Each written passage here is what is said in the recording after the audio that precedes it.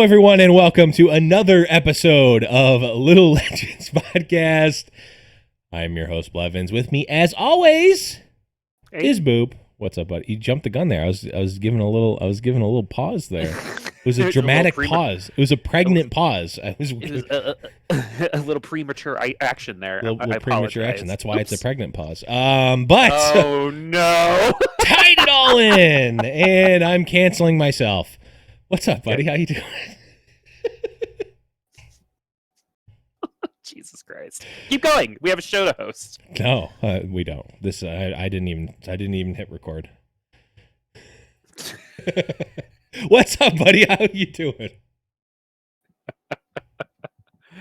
What's up? Okay, cool. I see what you're doing. You're doing the thing where you're trying to psych me because you. Okay, I get it. See, I'm putting everything together. Boop. Yeah. No, Boop knows that I can tell when you're doing a joke, so you're purposely trying to make it seem like you're not doing a joke. We talked about this. You alluded to that this might earlier. win. That might win as the best opening ever. Jesus Christ, what is wrong with oh wait, hold on. What's up? I'm pretty sure that I've been double recording this whole time. Okay, it's fixed. It's certainly fixed now. Episode 44. We're gonna get it under control, everybody. We're gonna get it. It's gonna happen. How are you doing, buddy? Oh, I'm doing fantastic. I'm old now, Boop. I'm officially old. You don't look a day older than 65, my friend. It's okay. I remember it like it was yesterday. It happened today. Yeah, it was great. Boop.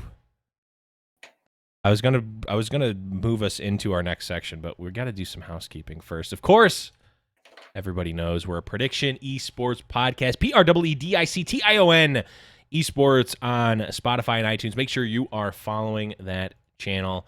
Does help us out a ton. Subscribe, all that good stuff, and also make sure you are joining the Discord, discord.me/Little Legends Podcast. If you haven't already, pause the podcast or keep it running. You can do multiple things. Go to discord.me/Little Legends Podcast and join. And I've got a story to tell about the Discord because we do game nights on Fridays. Last week on Friday, Boop and I were busy, which we'll talk about what we were busy with in a minute. But the community, completely irrespective of us, ran game night. Boop. It was my heart grew 3 sizes that day, which is a problem because that's how Andre the Giant died. And oh no, I'm really fearing that. But it warmed my heart in a non-medical way. Just it felt like my heart was warming. Gotta love a non-medical heartwarming. Yes. If I say so myself. No, it's so awesome. Like, this has got to be what it's like when like you're a parent and your kid's like, I'm gonna go hang out with my friends. I'm gonna drive myself, and then they go, and you're just sitting there alone, and you're like, and they come home on time, sober, right? You're like, oh, I did well. We did well. Glad we can be happy with yes. our well-adjusted community. We raised our kids good. We sure did good, Blev. We sure did good. Yep. I specifically meant good and not well. So did I. Well, good. Good. Well. But Boop, we were doing something on Friday, weren't we? We were casting an event, Boop. What event was that, Boop? It was the Cruise TV Invitational. I know. My sound bite is gone. Oh no. It's so sad. Anyway. Invitational. It wasn't really gone. I bamboozled you. Even though you were like waiting for it to be said. I did it to you at the beginning of the podcast. Yeah, no, that was super fun. It was it's really, really interesting to see how, and mark these off your bingo boards. I think the new one is me talking about casting Giant Slayer. But self-imposed, but no, like, it's actually really interesting to see kind of like the grandmasters go at it for like Giant Slayer fight nights and like the Giant Slayer series, and how the participants and crews approach the game, because it's very, very different, and it's not like a taking it serious thing at all. It's just I saw things at Cruise that I didn't see Right. at Giant Slayer, and I think there's a little bit more freedom to be creative when it comes to things like Cruise, a little less at stake. But overall, it was actually really, really cool. I really enjoyed watching these people go through the thought process of countering a lobby or having their first experience in like a tournament setting, right? Yeah. 'Cause that stuff was fun. So hopefully everyone who participated had fun, because I know I definitely had a good time casting over it. We got to see some really fun stuff. I know Ambam was running some quad infiltrators. Yes. What else did we see? Oh, we saw Star Guardians Star from Guardian Eric Thomas. Riven, yeah. Yep, and I think that won the lobby, didn't it? Or it top forward. It top forward. Eric won a lobby with, I forget what the rest of the comp was, but boy, did it sure have a level 1 rumble in it. Yeah, that's right. And that's the type of stuff that you don't like see a lot of. Like some people will like go out on a limb, especially like Gunmay or something in Giant Slayer series, but for something like that, you rarely see it. And because I saw Eric do it, I've been like trying to test out, trying to make Star Guardians work, and I can't. I get 8th every single time. So it's really interesting to see how different people approach the game and how they do it and what they're trying to get out of these events. Yeah. And that's why it's so fun. Yeah, I've actually had a decent amount of success with more so sorcerers than Star Guardians. But it's always been, it's never been, okay, I'm going to go Star Guardians this game, let's force it. It never works like that. That is a fast track to 8th place. It's, okay, I'm staying open and I get a bunch of rods or maybe like some tier and like, okay, these are Star Guardian items. Maybe I get an early Syndra or something. It's like, okay, I can play sorcerers for a while, and then I just kind of fall into it and it ends up working all right. You hit the Jaina. Yeah, you hit the Janna. You hit the I mean, the interesting thing is that a lot of the pieces of Star Guardians now, with the exception of like Nico, are all playable. In exactly. I literally forgot that Nico was more than just an item in TFT for a while. That not even a joke. That actually happened to me because you were talking in the tournament. You were talking about like someone ran a Nico carry. You saw someone run a Nico carry, yeah. And I was like, "Are you talking about set 2?" Like, I literally forgot that Nico was in the set. But yeah, I've actually had a decent amount of success with it. It's tough because sorcerers and Star Guardians by proxy, like, there's one of the best comps in the game is a natural counter to it with 4 mystics. It's like. And like the Janna thing kind of helps, but also like those Star Guardians are not hitting very hard on their auto attacks. So even though they're doing true damage, they're still throwing cotton balls at you. They're still throwing cotton balls, exactly. So I've had a good amount of success, mostly with like if Victor is super open and like I can run any number of Star Guardians and then get like an early tier 2 Victor and sometimes even a tier 3 Victor. Tier 3 Victor, doesn't matter if they have him, if they have Mystic. He's going to melt the team. Now, it's hard to get him, especially if he's contested. So, again, it's the type of thing where it's like you really need to fall into it and like it needs to be super open. And I've been able to get some decent success with it. Or you can get an early Star Guardian item and give it to someone interesting like Riven or... Yeah, Star Guardian Riven's pretty fun. Just to get like a Star Guardian Riven with like Rabadons and you get all that EP damage, you can carry you for a while. That could talk for you. But like again, you gotta hit it, and you've already lost probably a good amount of life by not having any type of tank. That's why I think Sorcerer Mech is what works best with Sorcerers. It gives you a little bit of beef in that front line for your Sorcerers to do something, which I like. I think that's how the mech should kind of work. So we'll talk about. Are we going to talk about the Giant Slayer series too? Yeah, we can talk about the Giant Slayer series. One thing before we do that, I wanted to mention was because you brought up like it being a different style of play. I do think that's a really cool thing. Having a not even like a, I think the average. I think if you take Sphinx out of the lobby, the average placing was probably like mid plat, like diamond level. I think there was some diamond plat, like that sort of level. Which I think is, for people who are listening to a TFT podcast, might be... You're good at the game when you're that. You are very good at the game, for sure. But like, think about it, Boop. What's one of the? I know we're gonna pull into our Overwatch gear. We're gonna go into Overwatch gear here. But Boop, what was one of the most, if not the most, dominating comp in Overwatch over the past year or last year? Goats. Exactly. And where did Goats come from?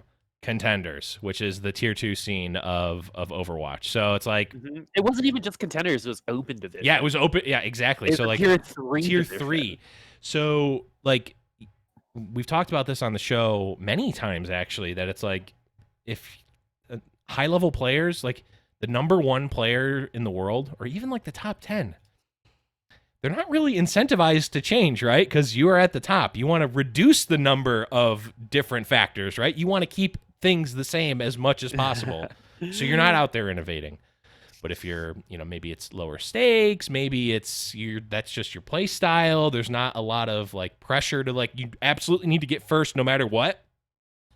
All of a sudden you start innovating. And even if, Star Guardian Riven isn't the defining comp in the meta, it's like you see it happen, and all of a sudden maybe people catch on. We've talked about it. The community for TFT is very, I don't want to say monkey see, monkey do, because that kind of diminishes it, but it's very like, I saw Soju is on his stream and says that, Master Yi 3 is the most broken thing ever. And then everyone is playing it, and top level is playing, and you're just forcing it over and over and over again. It's like, no one's like, okay, well, if that's the case, why don't I just play more this, play something to counter it, right? Like, that's just how the TFT community has been. It's very like, one good player does a good thing, everybody copies it instead of trying to beat it. So I think having other sources of high level play, tournament play, to see players who are trying to do these innovative things is a really good thing, not just for those players, but also for the community in general. And just like the microwave, sometimes great things are found by accident. And was that the story of the microwave? He was doing something, and then he had a piece of chocolate in his pocket, and it melted.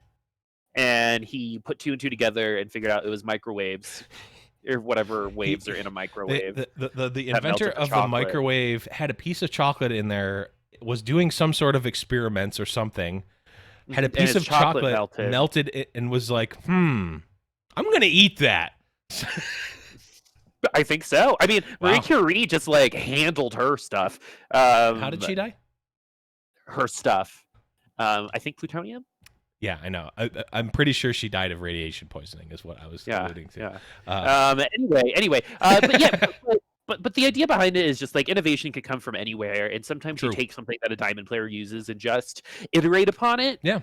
And then you get something a little different but kind of similar. It happens in Hearthstone a lot, actually. Yeah. Where there are a lot of like deck builder types and theorists that kind of just sit down and all they do is deck build. Yep. They don't really like, sometimes they don't even compete, but the job is to find decks that work really well in ladder, make tier lists, stuff like that. In TFT, there's a lot less of like Akali type of comps, right? Akali is the type of character in regular League of Legends that is awful in low elo, but it has been super hard to balance because of, in the right hands of the right player, it's super overpowered.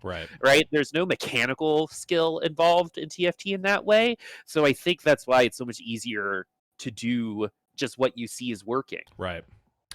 Because there isn't something that, I mean, there are some comps that do work better in like Plat and Below than they do in Plat and Above. Sure. Like I think Rebels don't do as well Plat and Below as they do Plat and Above. I could see that. I'm just theorizing. Because like there are comps like that, but that's very, very different than a comp that does really, really well in Plat and Below versus Plat and Above. Right. Yeah, it's interesting because you bring up Hearthstone. I'm obviously here's another check off of your bingo card.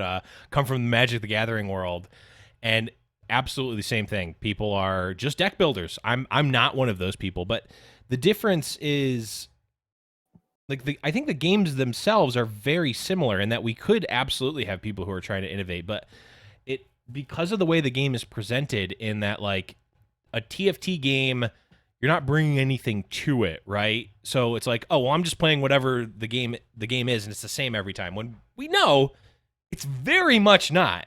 And it's even more apparent that it's not with the galaxies every time. Like, the game is different every time. But I think people try to come to these like very high level like statements of truth and just accept them instead of like, well, if you open with this and you push this, you can actually get this comp, which is really good in this galaxy or really good when you're at this point. Like, we see we see less of that and more of like, oh, Rebels is OP. And it's not in this case, but as an example, like Rebels is OP. I'm just going to play Rebels every time. And like, how many posts do you see on Reddit and people complaining like, oh, this person reached top 100 masters by just playing Rebels every single game, and they just keep doing this every single game. It's like, well, did you try to beat that? Like, that's the thing. Is like, none of these things ever change if you're never trying to beat it. Yeah, again, we've talked about this at like incentive for innovation, right? You know, that kind of stuff. So we won't go too far back on that. Yeah, we won't go any further. Yeah, I'm putting a stop to it. No, I think to kind of like put a pin in it. What I like to see is what we're kind of seeing right now in Galaxies, where there are actually kind of a lot of opportunities for comps to shine that I think there weren't, especially in Rise of the Elements. Yes. Right. So in Galaxies, and you'll actually see this, Blev, in the patch notes, a lot of the changes are like 5 damage, 10 damage, right? Like super, super small. So the devs obviously, and Mort said this, so it is obvious that the game is in a pretty good state right now, right? And in my opinion, well, at Giant Slayer, that's your free space at this point. We saw a lot more Jinx Brawler, a lot more than we did for Cruise TV, and we still saw a lot then. Yeah, we did. Right, and so there's innovation there, but when there's no incentive to do it, then why? And I think this set is a really good set to help with that incentivization when you're competing, right? Like that you are going to see maybe some more counters, that you're not seeing a race to cybernetic sticks every single game, right?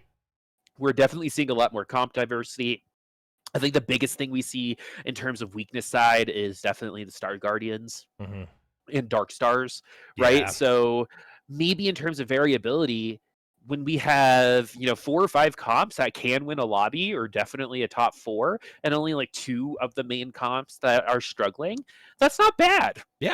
True. You know what I mean? Like in like the grand scheme of things, in balance, like that's a pretty good state to be able to focus on those things that need to be focused on without having to really focus on health of the game. Because honestly, I think outside of some Galaxies, which are just like kind of out there, which they're supposed to be, and then there's Nico's, right, which is just a little unfair if you get Soraka. I mean, not Nico's first. The purple Lilac Galaxy, which isn't or Lilac, not Lilac. Yeah, Purple Lotus Galaxy.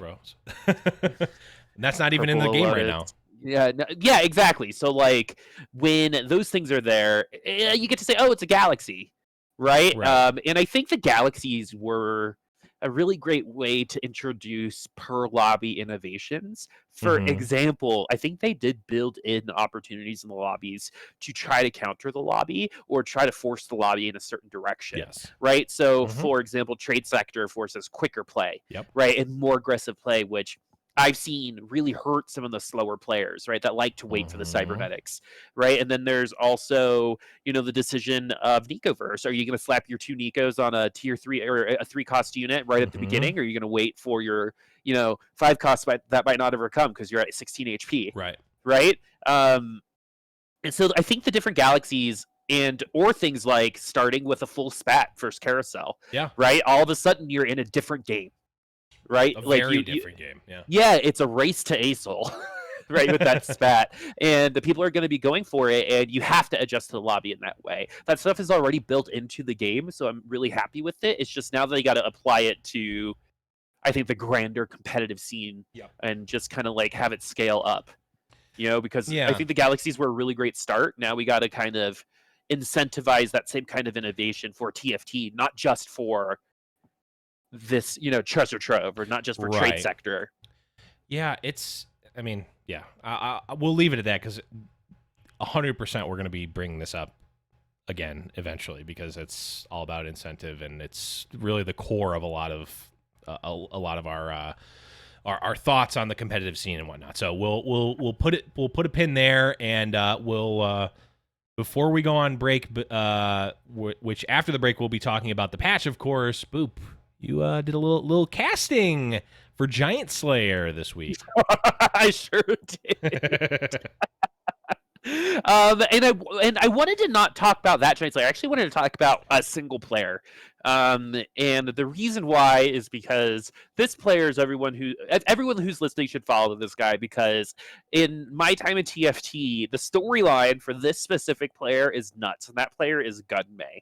So Gunmei, who is in Giant Slayer series, is in Fight Night Rising, who's been in the TFT scene for a while, right? Used to be a heavy tilter. He would win the first lobby almost every single time, get like top 4 in the second, and then get 8th and 7th in the last 2. Yep. Right? And I remember my first week with Crow, and he was like, Gunmei needs to fix that mental. He's got to fix the mental. He's so good at the game, but he's so hard on himself. And he was saying things on Twitter that was like, oh, I'm awful at the game, blah, blah, blah. And then he was like, you know what I did? I looked at myself in the mirror and just was real with myself and asked myself what I needed to do. He is top 3 Giant Slayer Fight Night Rising twice and won the Giant Slayer series since then. Yep. And so that is such a cool little storyline for me, and I just got to give props to Gunmei, because he also whips out some pretty crazy comps. He's a guy that'll play Space Jam in a competitive atmosphere. Yep. He was playing. He was playing not Blender, Shredder. Like in the year 2020, in this current patch, well, the now will be old patch by the time you're listening to this, but the current patch was playing Blender or Shredder with Xayah. It's like, what? How?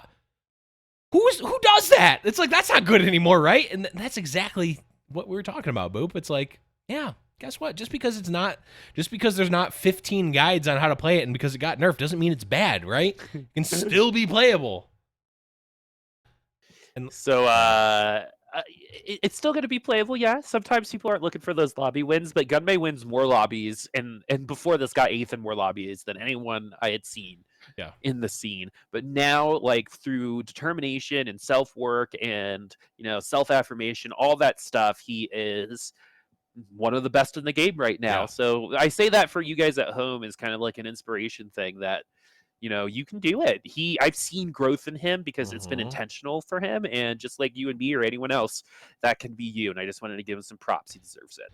Yeah, I mean, it's a really, really awesome story to see someone who takes an attitude change and just like a perspective change and sees results from it. Because it's so very easy to get in your own head and like, oh, well, they're the tilting player, like, oh, they're gonna tilt about this, blah, blah, blah. And it's like, you don't have to you don't have to double down on these negative identities or whatever that people give you, or they're like, even if you gave it to yourself, like, you don't have to, like, you can change. This is real life. You can you can improve and get better, and it's really awesome to see that. So really glad you brought that up, Boop.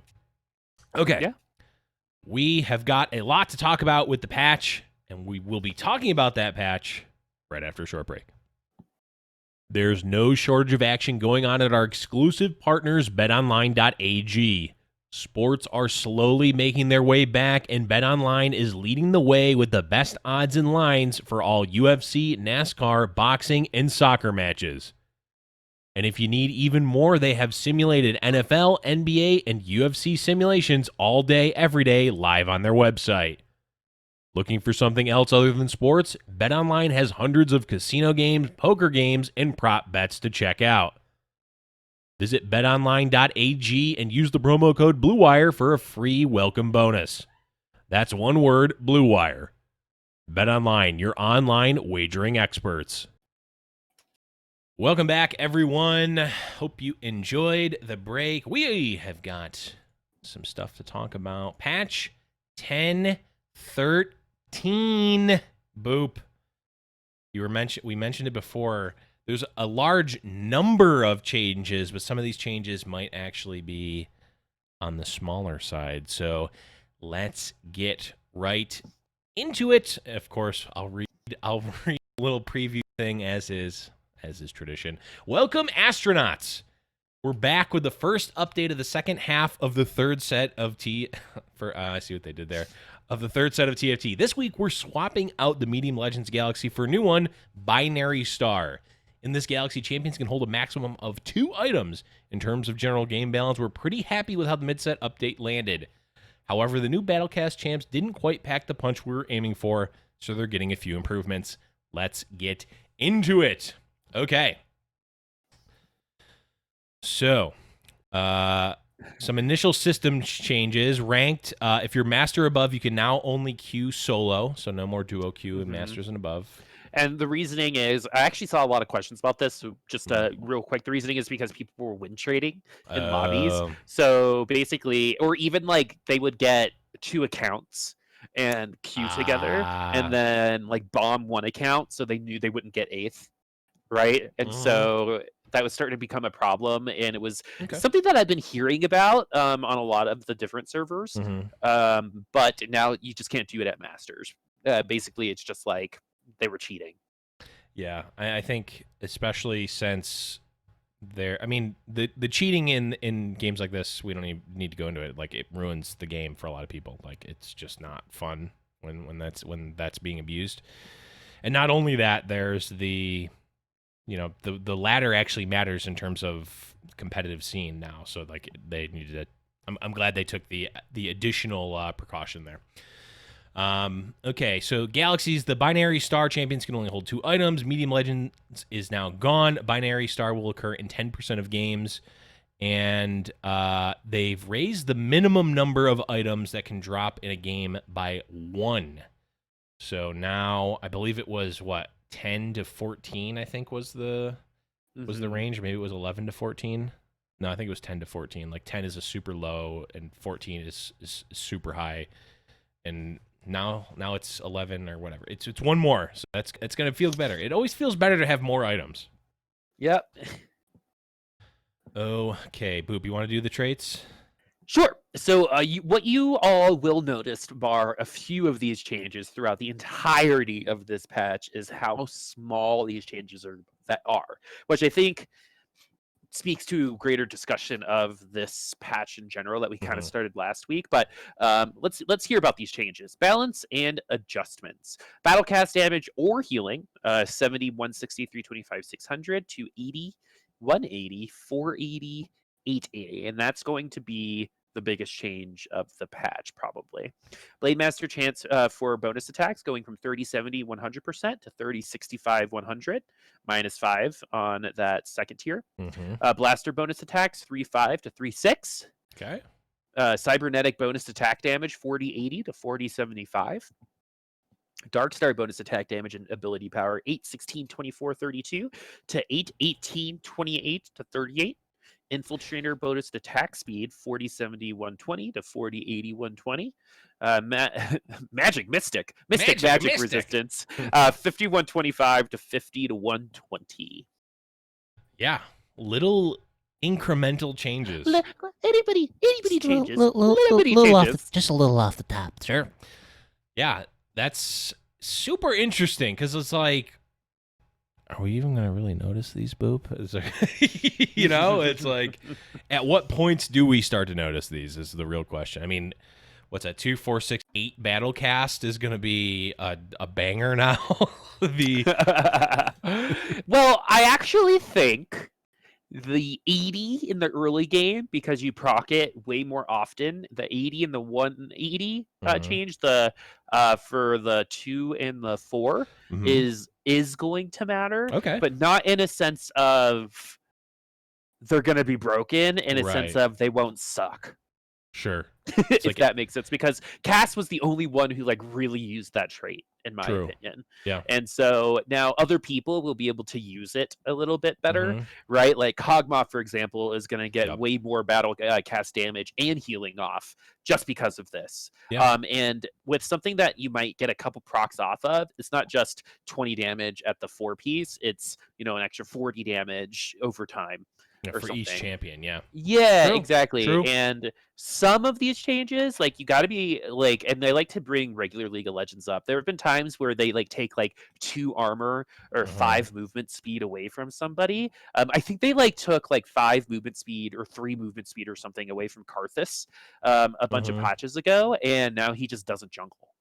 Right? So like super small numbers could equal big meteoric changes, but their goal for this patch wasn't to do that. Right. I think the goal for this patch was to make things feel a little bit more interactive between the rock paper scissors aspect. Yep.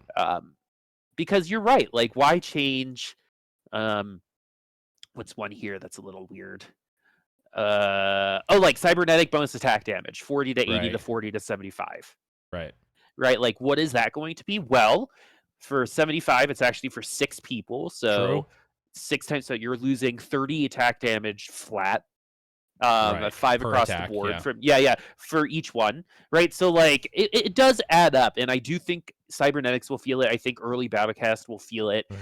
Maybe Blade Masters, but not that much, and definitely Blasters actually, because that's being able to just proc another red buff or Swordbreaker or something is strong. So while these are small changes, they will affect the game in some way. But I don't think any of these are going to change the meta that much. Right.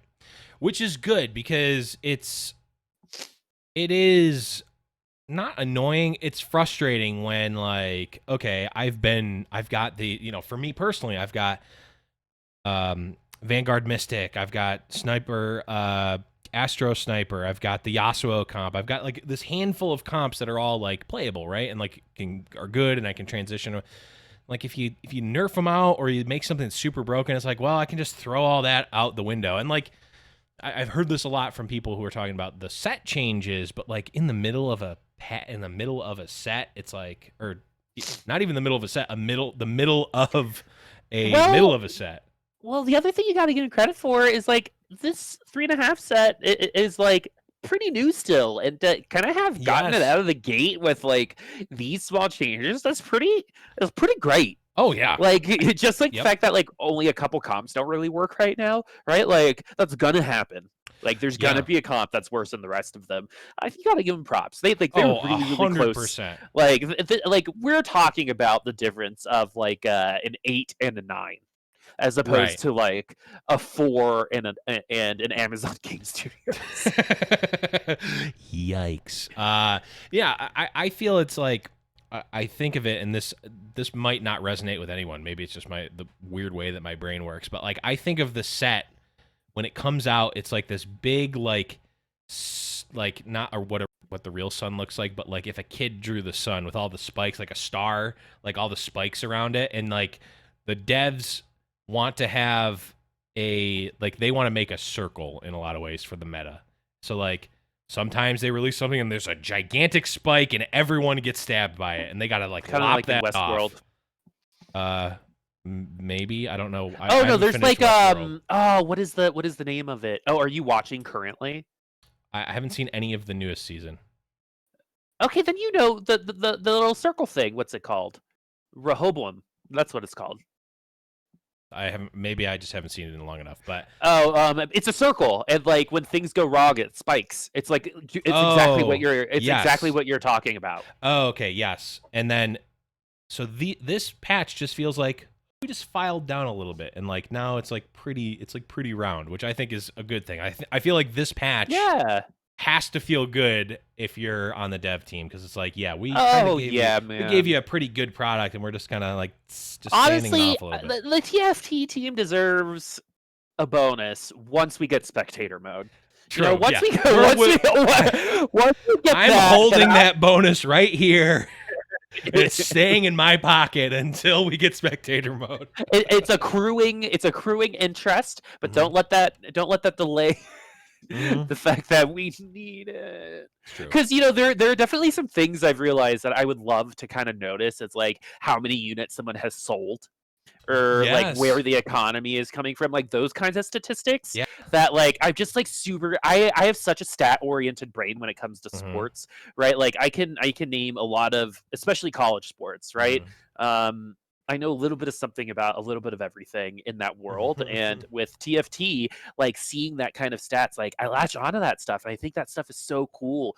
And what stats give you are storylines. Right. And like I love averages, or average amount of units bought per round, or average amount of gold saved or lost per round. Right. Like why is this person at 50 and 20 at the same level with similar comps? Right. Like what happened? And then to be able to like replay the other thing that I know is going to be later, but to be able to like replay past rounds, that'd be sick too. Yeah, that would be interesting. Mode. Yeah, if you could see like the pool of champions that were bought and sold per round. Yeah, like to visually see how contested is something. Yeah. Right? Like that is something I'm just really see, aching for. The list, right? Like if you could visualize the pool that's there, and like you see people like taking stuff out, and like that'd be great. The other one I was thinking about is just like, hey, so maybe like you've got like your pool on one side, right? And then when a unit gets really popular, it starts moving up in terms of gold spent. It'd be really fun to see how much gold is spent on certain units. Yeah. Right? Like how many people, because what that would show us too is like how many people buy 5-cost units to block. Right? True. Like how effective is that? Yeah. And I think once we have stats like that, innovation will come more frequently as well. But anyway, side note.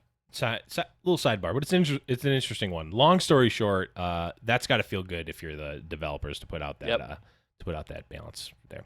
Okay, let's do some tier 1 champions. Illaoi went from 650 to 700 health. That's a game night original. Only folks who go to discord.me/Legends Podcast and playing game night will get that reference. 650 up to 700 health. Illaoi Tentacle Smash. Defense stealing goes from 20, 30, 50% to 30, 40, 60%. And Illaoi's defense stealing duration is going from 4 up to 6 seconds. So pretty big Illaoi buff. Nocturne attack speed going from 0.7 to 0.75. Nocturne's unspeakable horror damage going from 200 College Storm. No comment. 200, 250, 350 to 200, 250, 400. And Zaya total mana going back down from 70 to 60. So some tier 1 champion buffs here, Boop. Yeah, I like the Illaoi buff. The reason why you're going to feel it is because she's a tier 1 brawler. Yep. And there's another tier 1 brawler named Malphite. It's just kind of like starting the game off with Poppy Leona. Right? There's like a couple openers you can do. Yeah. Like you can kind of do whatever you want at the, especially during NPC rounds. But usually you'll see like Vanguards, like Poppy Leona getting transitioned into something, or you'll see the Rebel transition into like Rebel Brawlers or something like that. But the reason why Illaoi defense stealing duration going from 4 to 6 seconds is a big deal is because Illaoi someone you switch out a little bit later. And she's going to find a lot more value for when she's in the game, right? Because she is going to be, this is something I like to reiterate because it feels so counterintuitive how much quicker the late game rounds are than the early game rounds. And so 6 seconds in stage 2-2 is a huge buff. And you're not going to feel that at all like on stage 4-4. Right. So, and I think that's definitely where they want to be with Battlecast. I remember when they introduced Battlecast, they're like, this is an early to mid-game thing, guys. Right? Like we're gonna have, an 8 thing, an 8 reach, but we're telling you this is an early game thing. You're gonna need to commit a lot, and you better be recording for your YouTube channel if you do get the game Battlecast. Yeah, but of these tier 1 champions, the 2 out of the 3 that got picked were Battlecast to adjust. A 0.05 attack speed.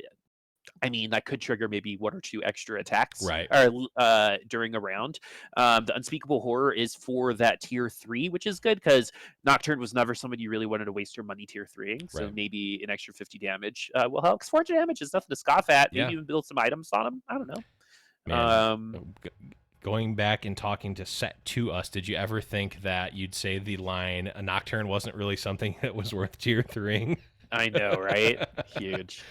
And Zaya notably going back down to 60 mana, so maybe we could see some more Shredder or Pikachu comp. I actually think Shredder or slash Pikachu would feel a lot healthier in this world than it did earlier. Because Shredder it has a lot more counter potential with Vanguard Mystics. Because that counters both parts of the Shredder comp, right? The zaps are magic damage, so you're gonna get a little bit of a defense there from the Mystics. Plus the Vanguard's gonna help the auto attack damage. So True. It was already gonna be weaker, so now she's gonna ult a little faster. Yep. She's not getting any damage buffs. It's just a DPS buff over time. Yep. Okay, Boob. Let's talk about tier 2 champs. Let's do it. Darius Armor, 35 to 40. Someone wants Space Jam back. Darius Magic Resist going from 20 to 30. Darius Dreadnova Guillotine. Guillotine damage 400, 500, 750 to 400, 550, 800. That's actually kind of a big deal. Kog'Maw health going from 500 to 550. Kog'Maw total mana 40 to 30. Kog'Maw barrage percentage max HP damage 247 to 248. Nautilus impact crater stun duration 3.5, 4 to 3.35. And Nautilus mana 6120 to 5120. So small nerfs for Nautilus. He's just going to come online a little bit later in a fight, which is fine. Actually could make it better because there have been times where like Nautilus ults like super early on in a fight, and I'm like, okay, thanks. Yeah, that was pretty. I guess. And another thing as we go through this that we always have to think about is whenever a battle cast gets health adjustments, that impacts their ability usage. So what Kog'Maw is getting with 50 extra health is maybe 1 extra proc of the damage battle cast. And that he's got the mana, so he's going to be, getting that damage proc along with that percent buff, maybe at tier 3. Because Kog'Maw was one of the better battle casts, but it was more as a supportive role in the Blaster comp. And since Blaster's got buffed too, we could definitely be seeing Kog'Maw showing up a lot more frequently with Jinx. Yeah, and the extra 1% on his max HP damage seems like it could be interesting. I feel like they sort of previewed him as like he could be something that is worth investing a tier 3 unit into. Like Kog'Maw 3 could actually be a carry. Well, and 8% in the early game, 1%'s not that big of a deal, but 1% is a good number later on when everyone has way more HP, especially with Rebel Brawlers being so, or like any type of Rebel comp being so popular. There's some beefy boys in that comp, so. For sure. Okay. Tier 3 champs, Bard cast time significantly reduced. I think that's thank God. Pretty good. Yeah, his like weird like. I'm just gonna spit on the bench real quick. So I was like, where are the memes coming from? Where are they coming from? How were they created? Why aren't we asking that question? I just assumed that he threw them up with his horn. He throws them up with his horn, puts them on our bench, and we just sell them immediately. It's like a puppy mill. It's a meat mill. It is a Bard meat mill.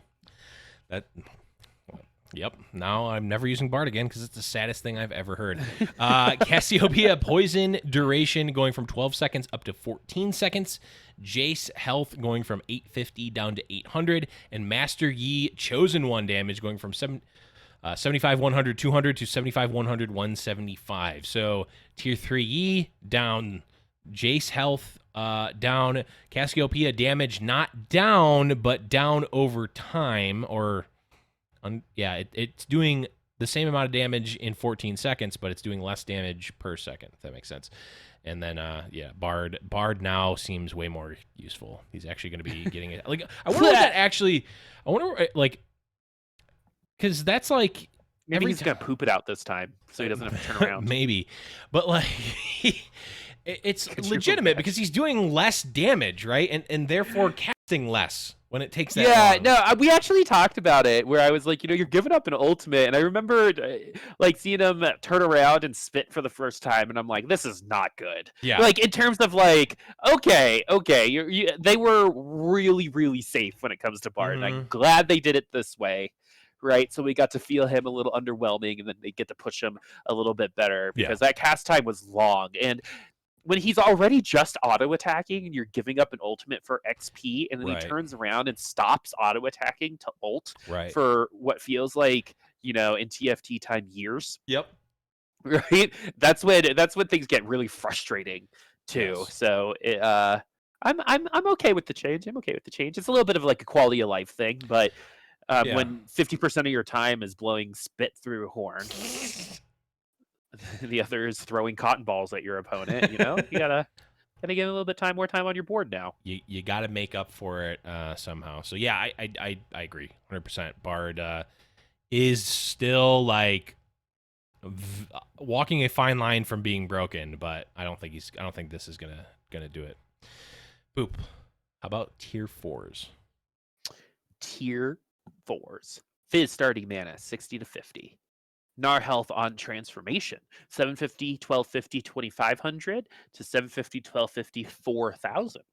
Gnar attack damage on transform 100, 175, 400, 100, 175, 550. Gnar stun duration 2 to 1.5 seconds. A little bit of a burf there. Jinx get excited bonus attack speed 60, 75, 100 to 50, 70, 100. That's good. Riven Energy / Shield, 250, 400, 1000 to 225, 375, 1000. Oh no! Teemo Someone call Satellite Eric Thomas. He's damage, crying. 125, 175, 600 to 125, 175, 550. Teemo Satellite slow duration is 4 to 3 seconds. Thank God. If I have to see my Aurelia walk in slow motion towards a Teemo again, I'm going to. Oh my God, tier 5 champions. I know, because you get like these, and then all of a sudden, no one can do anything. Everyone's just walking This slowly. makes thematic sense for some reason. Teemo Satellite slow duration 4 to 3 seconds. Go ahead and do the tier 5 too. Yeah. Echo Chrono Break damage 100, 200, 2000 to 100, 150, 2000. And Thresh total mana, big nerf going from 75 to 90. Ooh, yeah. Yeah, I mean, this, like you said, Burf to Gnar. I think Gnar was kind of like just an all-around good unit. Like he's always been, for what it's worth. Yeah, it's a little bit more of a nerf. Yeah. But like if you're able to get a tier burf. 3 Gnar. Right. Yeah, I mean, tier 3 Gnar now seems fun. Like Yeah, you can build like IE and stuff on them. That sounds super fun. I mean, we said it. I mean, actually, it was Osto that said it many, many moons ago. Like, just put it on Gnar. You can put whatever items you want on a Gnar, and it's gonna be fine. Yeah. So, and 0.5 second stun duration, nerf is gonna be huge, of course, and then attack damage is, I mean, actually, technically a buff there, but yeah, it's yeah, Jinx also. Pretty sizable. I mean, not even that sizable. Like, at level 1, it's a 10% or a 10 damage nerf, or 10% attack speed nerf. So level 1 Jinx is gonna look even more embarrassing than she already does, which is probably good. I feel like they really want Jinx to be the, like, you need to commit to Jinx and you'll get rewarded for it, but none of this splashing Jinx because she's kind of annoying. She is quite annoying.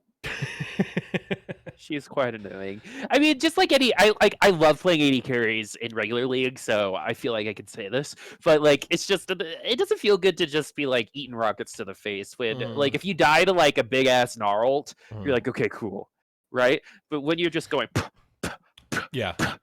Gets to that point, you're just like, oh god, I'm dead. I can't get there, and I think that should be good. The characters need to be interacting with each other, I think, as much as possible in healthy ways, and Jinx wasn't getting enough interaction, was a little too safe. Yep. And I think now that her attack speed is down 10%, especially at rank 1 or tier 1, yeah, that's what you're going to feel the most. Yep. And then Thresh, not going to be pulling in God as soon as he once was. I think probably the biggest like overarching complaint was the old Thresh pulling in the Urgot. So now it's going to be a little bit later in the fight. It's going to give you more time to actually burst down the Thresh and hopefully be able to play around it. I don't know. I mean, I feel like that interaction fundamentally upsets people. I think so too.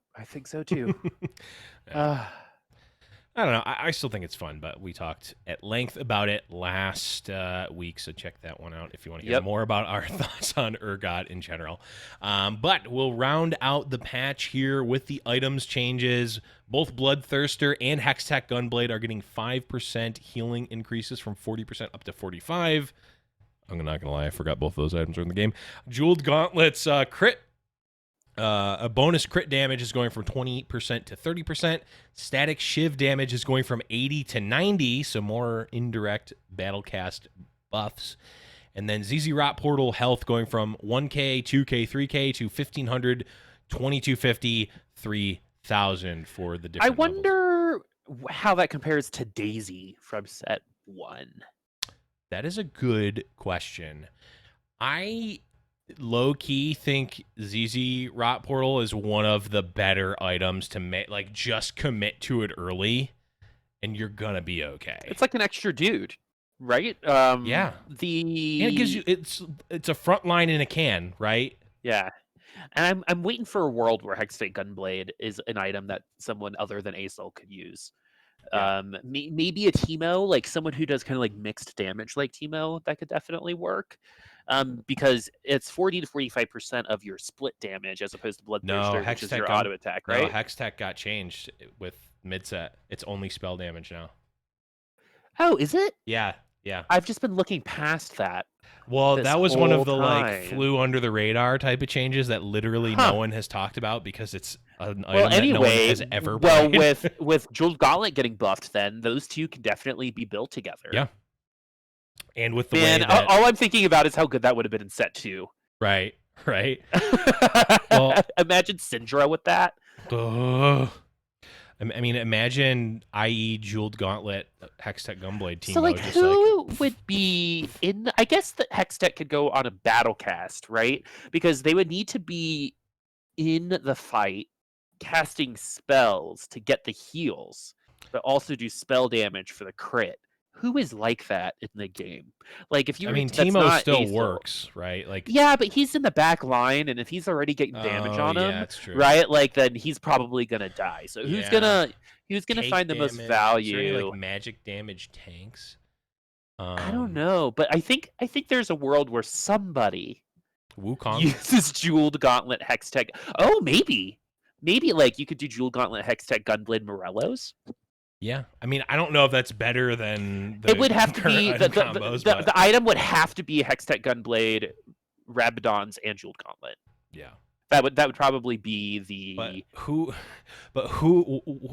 Which unit that does magic damage is that item combination not good on? I know. It's Riven. Riven is who I'm going to build this. Ooh. Although the thing about Riven is that she generates so much shield that she doesn't actually take that much damage on her actual health.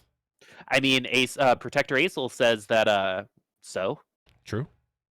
I mean, also Acel might be the one to hold this. Oh yeah, Acel was already using the Hextech Morellos combo, but I'm just trying to think of someone who, because he's someone who does get into the nitty gritty of things, right? So since he's flying around, he's going to be taking damage, maybe, but that's a waste of a Jeweled Gauntlet, right? You know, so.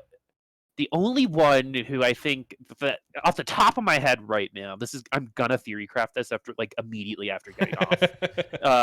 That Hextech Jeweled Gauntlet Rabadons could work right now, and I wonder on who. We're just not thinking about it. Maybe it's Infiltrator Malphite. Yeah, I think it is absolutely Infiltrator Malphite. Oh, what about Rumble? Ooh. Yeah. That's a good one. Rumble is an interesting one, actually. Gangplank. Sure. Yeah, but Rumble's interesting. Rumble's already pretty strong. Maybe we see, you heard it here first, folks. The Boop combo, the Rumble carry. And you could totally use it on Gnar too. Yeah, you could, but Gnar only gets the one cast. The one roll, yeah. But you could. Technically a legal thing, that a legal play in the game, TFT. In the game, yep.